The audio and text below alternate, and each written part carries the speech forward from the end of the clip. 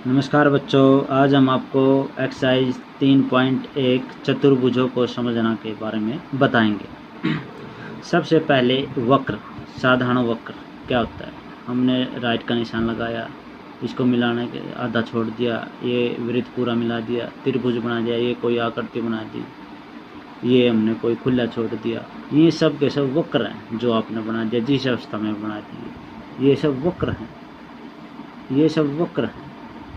और वक्र दो तरह के होते हैं बेटे, बंद वक्र और खुले वक्र।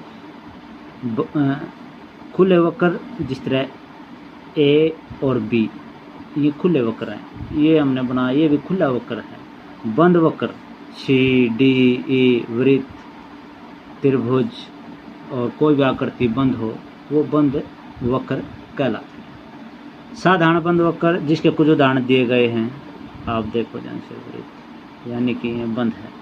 और साधारण बंद वक्र जो साधारण नहीं है, वक्र जो साधारण नहीं है, डबल स्टार, दो वृत्तों के बीच में एक रेखाखंड, ये वक्र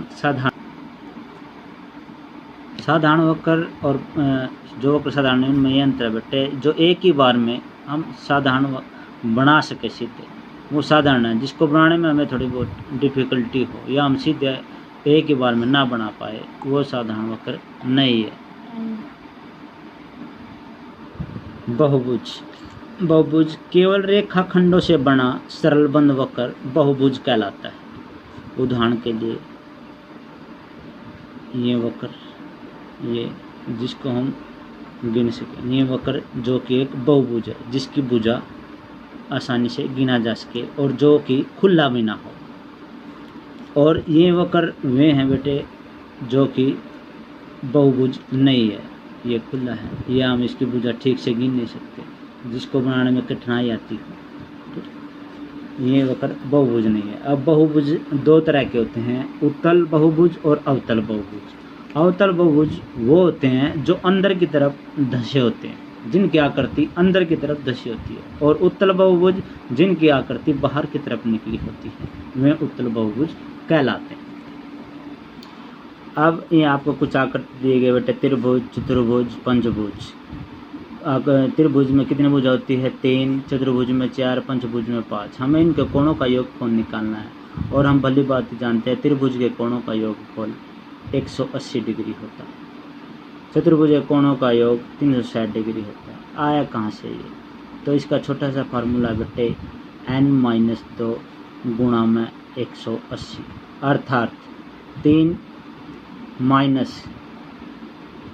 भुजा थी इसकी, माइनस बेटे 2 भुजा गुणा में 180 बराबर क्या आ गया? 180। चतुर्भुज की 4 भुजा है, 4 - 2 गुणा में 180, अर्थात 4 में से 2 गए 2 गुणा में 180 बराबर है 360। इसी तरह हम 5 का निकाल देंगे, 5 - 2 गुणा में 180, अर्थात 3 गुणा में 180, अर्थात 540। और इसी तरह 7, 8, 9, 10 जितनी भुजा कही जाए, आप n में उसका मान रखकर उसका कोणों का योगफल निकाल सकते हैं। अब आता है क्वेश्चन नंबर 6। जिस तरह x का मान करो, जो आकृति आपको दिखाई दे रही होगी, और आपको ये दिखाई दे रही है आकृति चतुर्भुज की है, और चतुर्भुज के चारों कोणों का योग 360 डिग्री होता है, ये आपको पता चल गया।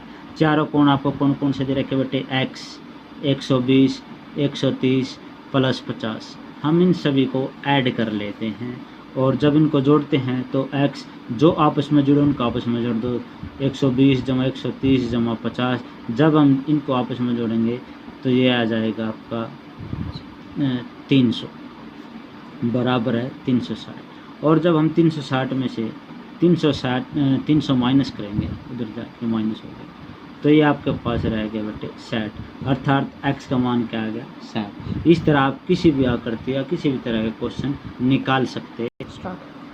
अब बेटे आपको एक आकृति दी गई है जिसमें ये कोण 30 है, ये x है, ये x है, ये बाहर 70 है, ये 60 है, और हमें ये देख लिया है ये 1, 2, 3, 4, 5 ये पंचभुज है। और पंचभुजा का मैंने आपको बताया था कि कोणों का योग कितना होगा? 540। लेकिन उससे पहले हमें अंदर के कोण पता होना चाहिए, अंदर का हमें ध्यान रखा, लेकिन आपको ये पता है बेटे, ये इसको हम ए लिख लेते हैं, ये क्या बन गया आपका रैखिक कोण।